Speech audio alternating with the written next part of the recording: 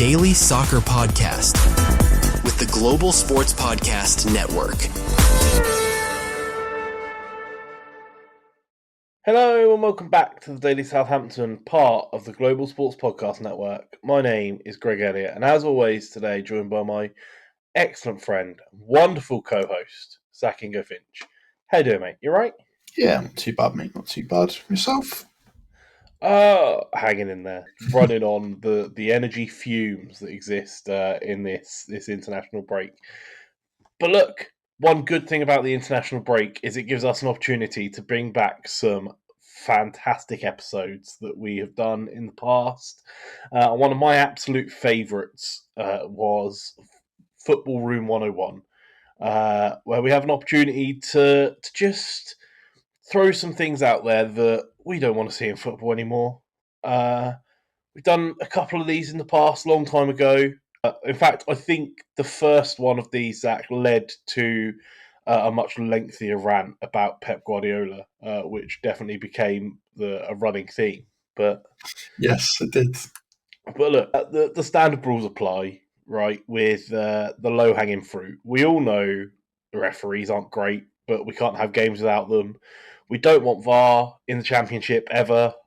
That's obvious. We're not going to talk about it, but there are some, maybe some other minor gripes and some other stuff that that we don't want to see in football. So let's just get straight to it, mate. Do you want to kick us off? What's your first? Yeah, I'll start us thing? off.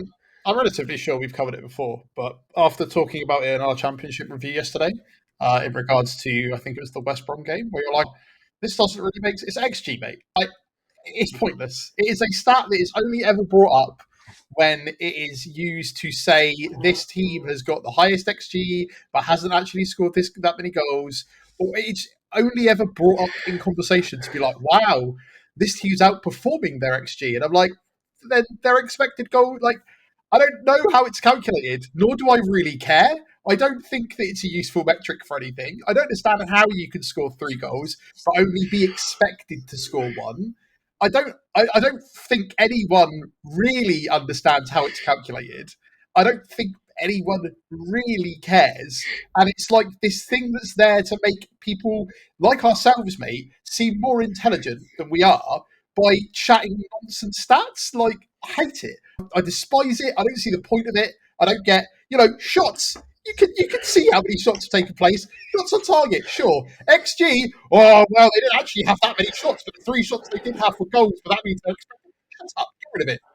There you go. Just short, mate, because what you've got to remember is that they analyse all of the times in history that other players have been in that exact same position, and based off of that, how many times you might expect them occasionally to score. So it's obviously deeply meaningful. Who cares? Like, causality does not equal, just because something...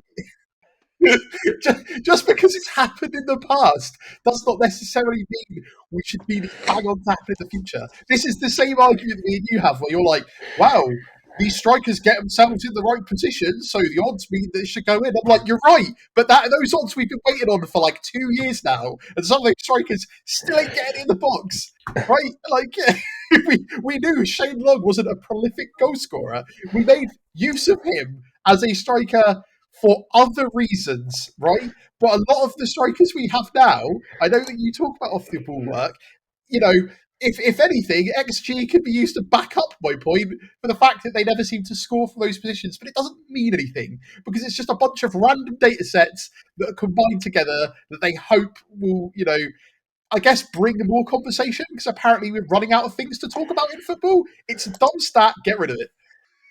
Mate, look, I fully agree with you. Despite playing the antagonistic role, it's nonsense, and I'm fully there with you. Get rid of it, bin it off. All right, mate. Let's have a look at what I have written down first. Right. Well, I think we talked about this one briefly off air the other week, and in fact, it might have literally been the trigger for me making this episode. Substitutions in injury time. What's the point? Like we've all seen that clip of the non-league football game where the lad gets subbed on, and as he's walking on the pitch, the ref blows the final whistle. And there's no big clock timer working out that in a non-league match, so it's funny and can be forgiven. But plus 4 minutes, all of a sudden, time to make 3 changes. Just bin it off. What is the point? You cannot make an impact coming on at that point in the game. You're still going to be made to do the running with the fitness after the game. It's just an absolute nonsense. It's specifically designed to waste time. And I mean, that was a theme through my other things that I want to see in Football Room 101. I'm sure you remember my rant on goalkeepers. And They tackled that this year. They count them down. So, yeah, that's the next thing I want to see go, is substitutions in injury time. It's one of those things, right, where you're right. It's for time wasting. And if it's just for time wasting, I thought that we've got referees that add the time on now, so it doesn't matter.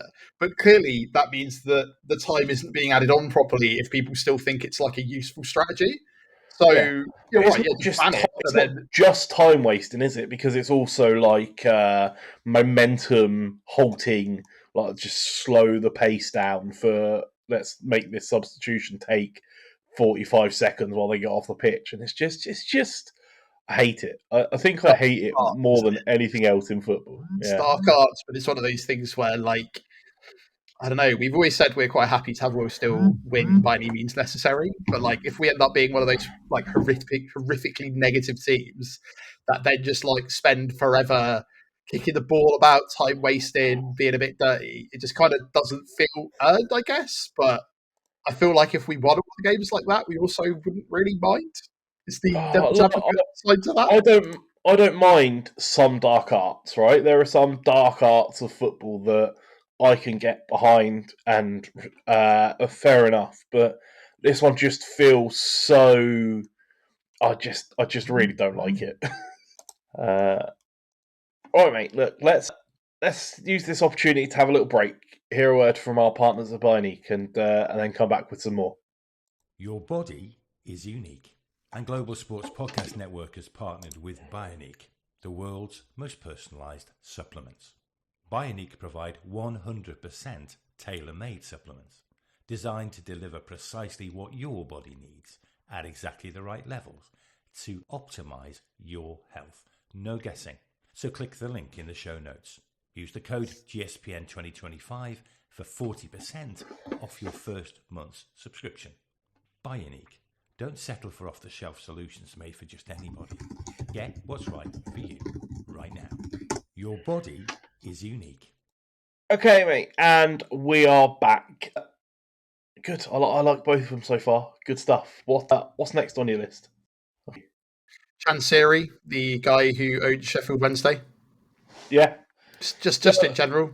When you can't pay your players for 5 out of the 7 months on time, you do not deserve to run a football club. If you then refuse to sell because you want more money, that's a problem. So I guess by association, I also think we should get rid of the acquisition of control and owners directors test, which is apparently what they need to pass to become an owner of a football club below the Premier League, which clearly isn't that fit for purpose, or otherwise you wouldn't have all the situations you've got, just recent memory, like Bury, Morecambe, Reading, Sheffield Wednesday being a more high-profile example. But, I don't understand how you've got people that are able to take control of football clubs and basically run them into the ground as their own personal sort of businesses. Say what you want about the Sports Republic. Okay, they've been a bit rubbish. They've been a bit rubbish in the things that people actually care about.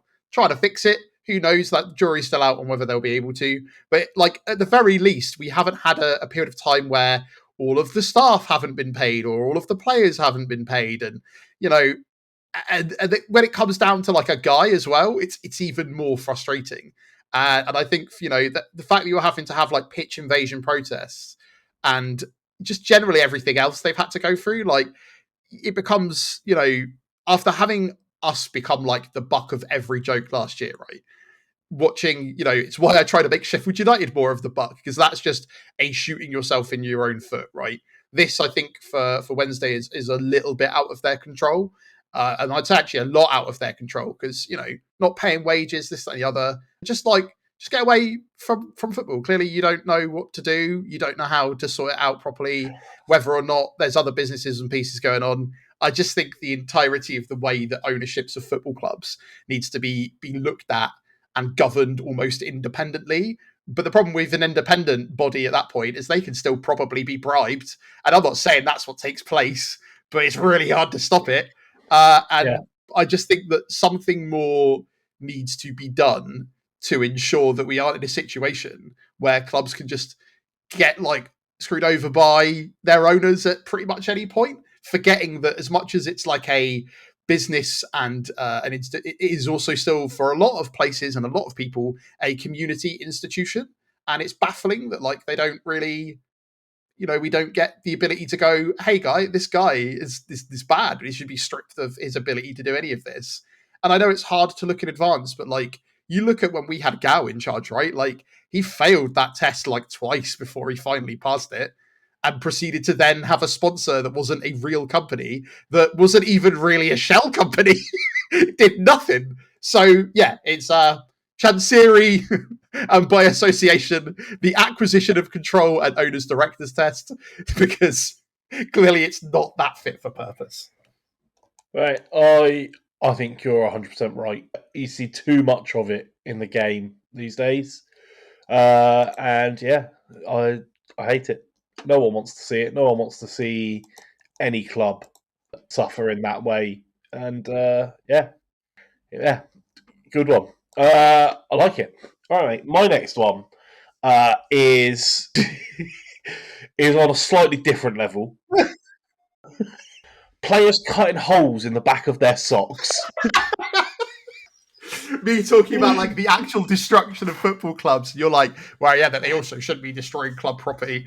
Right, it's wasteful, it's dumb, it looks awful. Why don't they just make them with the holes in them at this point? Yeah. Put a zip in them. It's That's just... kind of where I'm at, yeah. I really don't get it. I don't understand it. It can't possibly be comfortable either, right? Sure, it maybe cools your feet a bit more or something, or allows a bit more stretch. I just get slightly bigger socks. I don't understand it. I hate it, and it just feels very, very wasteful. From a sustainability point, that's really a thing we've ever talked about. I feel like you can't hugely be a fan of sport and then try and pretend, that you're all about sustainability when the clubs, unless they're all going to start cycling to games and we can just cut out flying. It's that is a problem. But you're right. It does seem overtly wasteful to just start destroying every pair of socks you get. I don't know, they get fresh kits every game anyway, right? But you could sell that on to charity where it's got a hole in it. What thread might get caught is ruined. It's just a bit weird. I think that rather than consistently cutting holes in them, I am very surprised that none of these socks makers have gone, what if we what if we create a sock with the holes already in them because that they clearly want? Yeah. I imagine when they'll put them on, they'll just put their foot straight through it, like if you had holes in your jeans when you were younger. Mate, I'm hearing you saying it, and I'm hating that idea as much as people cutting holes in their socks. So I don't know. I can't fully rationalise this disdain. That's the other thing. Is do you really think it will change though? Because is it just a fashion thing or not? Because this is it's difficult. It's because I don't remember when it really first started, but also it's shin pads are getting more and more useless, right? We joked about Dibley the entire time he was here with his little tiny, his wee shin pads. But when it comes to the socks thing, I don't know, is it more players that do it than not now? Realistically, I don't know. I know you see it more and more, but I would love a percentage demographic of all players over the age of 25 and all players under age of 25 and over the age of 18, and what the percentage bar graph are of those that think they need to cut their socks. Because that for me will be is it a trend or is it something they actually think is useful? think it's one of the metrics that's fed into XG as well, mate. Like, if you get Probably. into this position but you don't have holes in your socks, you're less likely to score than if you do. Mate, at this point, like, I wouldn't put it past it. Like, again, examining all the historical data of somebody being in that position is just like, oh, sure, okay, sure. How many people throw chewing gum on the floor? Sometimes it's up to the individual. Mate, you're just stressing me out about XG again. But you've riled me up enough to say, I agree with you. Let's throw the socks away. Perfect. Right. Good one so far. We're working on different levels, but they're all coming good. It's fine. Right, let's have another little break. A message from our partners at Zencastr, and then get straight back into it. Here at the Global Sports Podcast Network, we spent a lot of time selecting our delivery platform, and Zencastr came out the clear winner. With 4K video recording from your phone and AI editing that automatically removes all those ums and ahs, it's super easy to start a podcast that sounds great and is delivered efficiently. If you're ready to tell your story, check out the link in the show description and learn more about Zencastr. Right, mate, go on then. Number 3, what's your big finish for throwing into to Room 101? So after obviously two quite big ones, any Liverpool fan talking about sacking /defending Slot after they lost like 2 games in a row, and the fact that I am seeing discourse online of people being like, "Well, guys, we need to back him. You know, he brought us some such incredible times. You know, this is just a rough period." I'm like, you lost 2 games, guys. That happens in football. The fact that you're even discussing, like, the fact that it's a discussion point in the fan base blows my mind. Like, genuinely blows my mind. And like, it's resulted in people being like, "What's going on with Salah? What's happening with the whole of Liverpool? They're falling apart." And it's like, it's lost 2 games. That happens in football. Like, also, right, first of all, you can't win every game of football, otherwise what's the point? Second of all, that is a team of people who had such a roller coaster of a year where they, got through and won the league with these very emotional scenes, the first time doing it in front of fans in forever, and then literally lost one of their teammates, not like just like someone who was a big part of that team. Like, there are a lot of things that go into football, and these human elements can't be forgotten. But you're right. You can expand it to, it's not just a Liverpool problem. All clubs and all reactions to sacking a manager after 3 minutes in charge. It's just absolutely insane. You get all of the people that think that still be sacked after 9 games, mate, because we haven't started the best. Is that what I'm hearing? Just a little bit there. Yeah, exactly that. Like even you and I, Zach, who are engaged with the team and make our predictions and have our ideas of what we think looks best and links together best in football.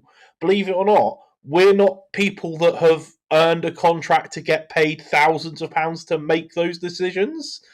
And maybe, just maybe, it looks a bit weird sometimes, but he does know what he's doing. It's baffling that after 2 or 3 games, it's like, well, have they had the improvement that I would expect for somebody at this level? So I'm going to get really, really mad and call them bad. And they're just one of the things that I'm kind of always proud about, mate, whenever we do this podcast, is we are very open and honest about the fact that we are not experts. We are 2 guys who are mates that chat about football. And yeah, we have opinions, but that's where it ends. I don't really ever expect to see myself on Sky Sports or BBC or anything like that, because I don't know. And sometimes, because we consume and take in a lot of football, our insights are valid and good, right? Like you mentioned in a podcast recording about Steven Gerrard coming into Rangers, and immediately it's all over Sky Sports News. So, tapped in. But that's again because we're so plugged into the zeitgeist, and that's what a lot of it is. And this is what I think is. Sometimes I wonder if people just compartmentalize different things. And yeah, I think that you're right. It's not really just about sacking or defending someone after a day, but it's after a rough start to a season. it's not even a rough start to the season. I think that maybe we need to calm the dramatics down. And and I say that as technically, we are content creators, but it is one of the worst things that I see with any sort of account that tries to rile people up, where they're like, "What's your opinion on this? Do you think that this means it's the end for this reason?" And we could easily put I'll put some clickbaity titles sometimes with a little emoji here and there, but I like to think we don't go out of our way and just be like, "Well, guys, do you think that's it? Is he getting the sack?" We could put that every week after most of the games and rile people up about still. We don't do that, and I think that it bothers me so much when people get properly engaged with it, because of the fact it's just like, God, this is ridiculous. This is a non-debate, and I think that's why seeing people being like, "We need to back Slot because you shouldn't have to even put that tweet out because they shouldn't be mad about it." Can we calculate how many managers we'd have had last season if we sacked one every time we lost 2 games in a row? How many games were there, mate? What, 30, 38, 39? 20 managers? Yeah, something like that. How many of the same manager would we have brought back after 10 games because people thought that we missed him? We're already seeing people we're not the bring back Russell Martin. It's just, oh, God. Absolutely ludicrous. No, you're right, mate. The vocal outcry to a manager who in their first season won the league title deserves a bit more goodwill than 2 games, yeah. I think what I've actually said is just what I'd like to put in Very 101 is just really big overreactions to what are in context relatively small things. I doubt I'm going to get my way, judging by how social media's gone the last 25 years. But I can hope. So yeah. So back to your more fun, exciting, and less controversial upset ones, mate. Oh, my big finish is I don't have the solution, but I come armed with the problem, as I so often do, mate. What I would like to put into Room 101 is the 10-yard rule for free kicks. Right? Not because it's a bad rule, because it makes sense, but it is executed so consistently poorly all of the time. For a start, what even is a yard? because I see referees mark it out as paces, but each referee has a different gate, so that's not the same thing. And then they count it out, and then we had that referee the other week that only counted 8 anyway. And then by the time they count 10 and put their stupid foamy paint down, then all of the wall rubs it out and walks forward anyway. I think that someone did the genuine maths, because people do that, and the average wall distance from free kick was 11 yards. It's just nonsense. There's got to be a better way, right? Yeah. The problem is that the better way you're relying on is, okay, you can't rely on them yards, so then you're going to have overhead cameras that calculate it properly. And then you look at how they've tried to bring in technology, and what, other than maybe goal line technology, what works? Because again, partly due to the fact that it's the referees. I'm just saying, a very low-tech piece of technology that would fix this would be 2 sticks with a piece of string that the referee wrapped up and put in his back pocket, right? You would immediately... A measuring tape that only goes up to 10 yards, yeah? It's just baffling. It's so poorly executed, and then you add in the different rules that they've added and changed. It's now they have to be 10 yards away, but the other players can't be within a yard of them. And I'm like, oh, this just stop it. Just take the free kick and get on with it. It's just insane. So much. We talked earlier about time wasting, right? So much of a game is spent just on absolute nonsense, working out set pieces like that. Not even actively time wasting with a free kick, just the referee going through the procedure of the free kick. And It's just nonsense. Which is ironic because we've been caught out a few times where players have just decided to take really ridiculously quick free kicks, and apparently that's just also okay. So, But then, apart from when it's not, because Everton had a player booked the other day for taking a free kick too quickly. So, you know,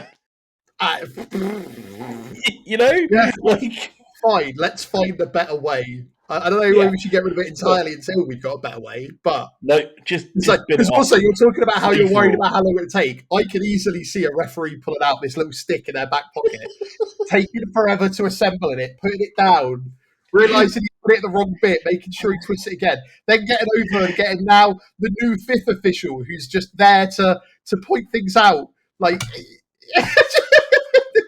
we get the measuring stick boy? Like, that's the problem. It's like you're relying on the. Admittedly, you're right. It's got to be better than just like pacing in their head, because also some people's strides are longer than other people's strides. That's just how people work. But I don't know. It's the whole thing where we just let that slide because it's a part of the game, and then also get rid of VAR, and then occasionally referees are going to make bad calls, or do we just make technology out of all of it and then still get mad about it? I just don't know what the solution is, Greg. Is the problem?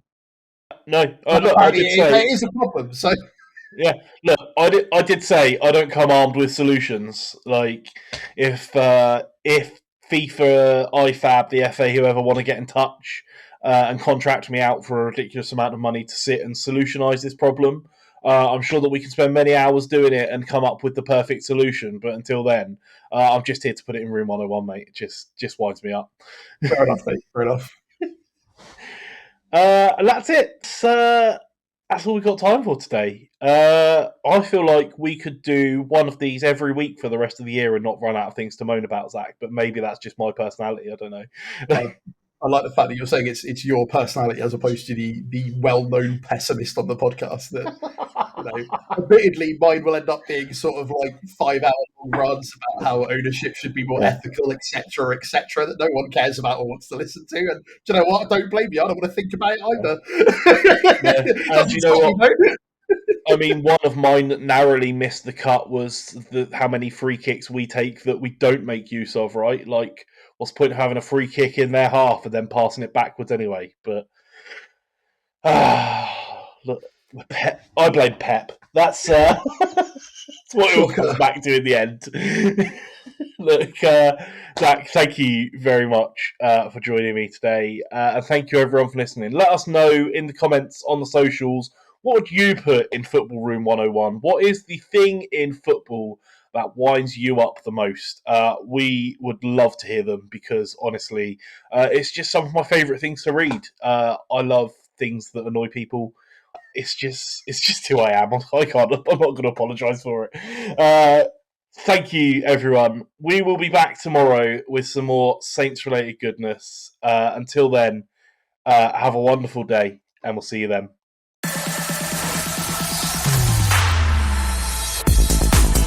Your daily soccer podcast with the Global Sports Podcast Network.